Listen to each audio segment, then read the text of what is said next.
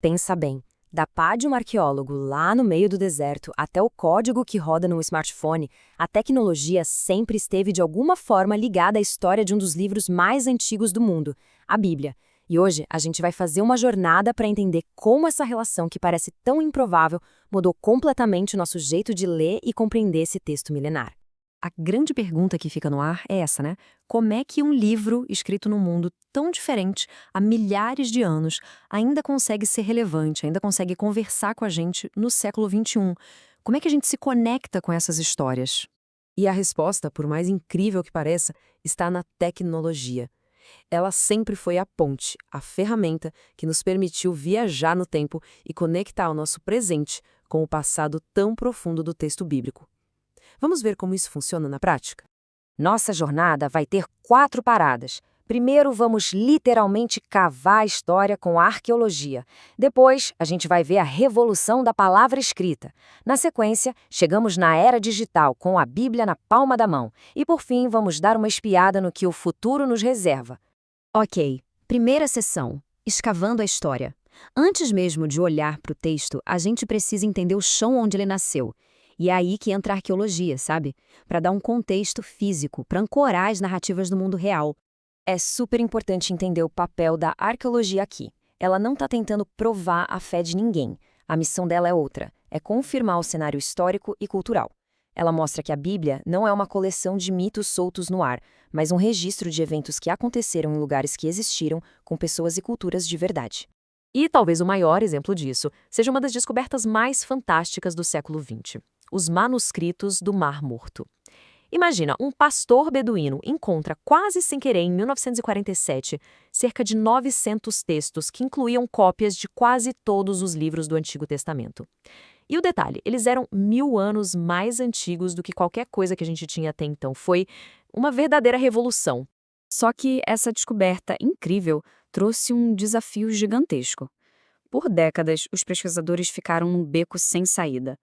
Como é que a gente data esses pergaminhos, que são super frágeis e preciosos, sem simplesmente destruir os pedaços no processo? Era um dilema. E aqui que a tecnologia dá um salto espetacular. A gente saiu de métodos como a paleografia, que no fundo é uma análise da caligrafia e tem lá sua subjetividade, e do carbono 14 antigo, que era bem destrutivo, para tecnologias de ponta. Hoje, uma inteligência artificial que apelidaram de Enoch consegue analisar detalhes microscópicos nas letras, e o novo carbono 14 precisa de uma amostra menor que uma semente de gergelim. É impressionante. E os resultados, bom, foram surpreendentes. As novas datações revelaram que muitos manuscritos eram bem mais antigos do que se imaginava. Mas a grande virada de chave foi com o livro de Daniel. A cópia encontrada lá data de antes dos eventos que ela mesma descreve. E isso mexe com tudo, porque desafia de frente aquela teoria antiga de que o livro teria sido escrito depois que tudo aconteceu, como uma profecia retroativa.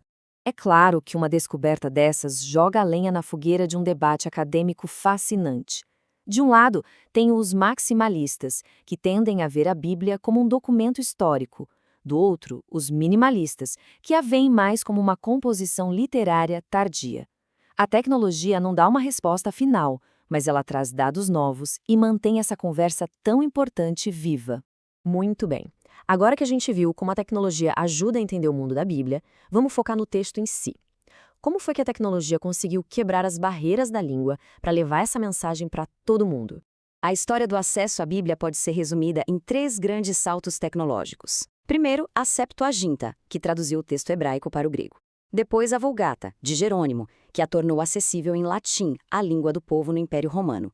E, finalmente, a tradução de Lutero para o alemão, que foi turbinada pela invenção da prensa.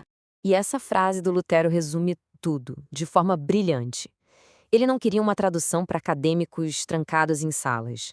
O objetivo dele era fazer a Bíblia falar a língua do povo na rua, sabe? Que a mensagem fosse clara e direta para qualquer pessoa no seu dia a dia. Foi uma verdadeira democratização do conhecimento. E o impacto disso foi gigantesco.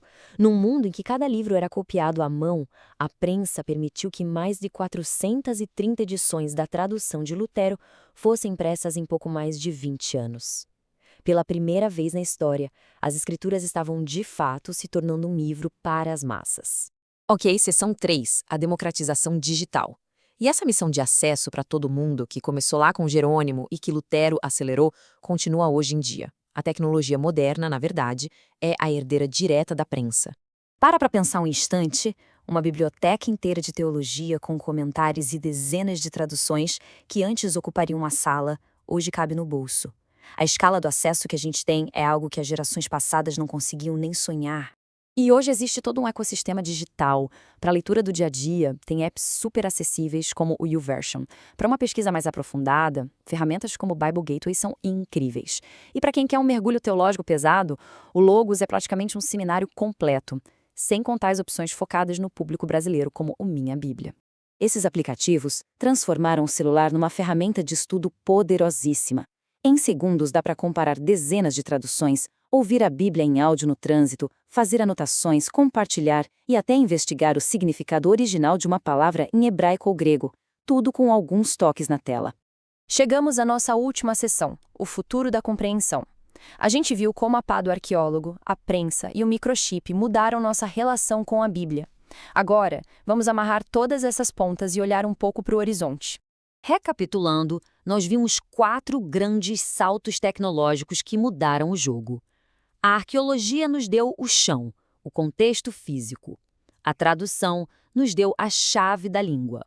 A prensa abriu as portas para as massas. E a tecnologia digital deu a cada pessoa uma biblioteca particular, universal e super aprofundada. E aqui está o ponto central de toda essa nossa conversa. A tecnologia, seja ela qual for, não está aqui para substituir a fé ou para provar o texto.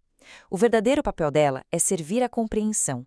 É como acender uma luz sobre o mundo em que a Bíblia nasceu, para que a leitura se torne uma experiência muito mais rica e profunda. Essa citação do arqueólogo Rodrigo Silva é perfeita. Ele diz que ler o texto é uma coisa, mas a tecnologia nos permite, de certa forma, mergulhar, tocar na história, sentir o contexto.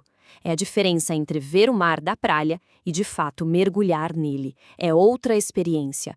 Cada avanço da pá, a inteligência artificial, nos deu uma visão mais nítida do passado, tornando esse texto tão antigo cada vez mais vivo, mais contextualizado. E a jornada, claro, está longe de acabar. A tecnologia não para de evoluir, e com ela, a nossa capacidade de entender também não. Então a grande pergunta que fica é: o que será que ela ainda vai nos revelar?